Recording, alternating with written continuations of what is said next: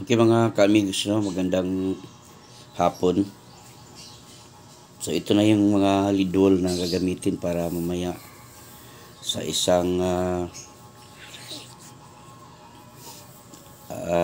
events dito sa aming barangay. So makikita natin ang pag-i-install nila sa isang lead wall, no? Ito yung mga bagitong mga installer, no? Mga mababait at mga gwapong mga kabataan ito. Kaya pakita ko sa inyo kung paano. Ayan. So nilalagyan nila ng mga pangpatibay para hindi mahulog. So yan na, unti-unti na nilang pinapat yung isa-isa ang mga lead wall na kinakabit nila bawat isa.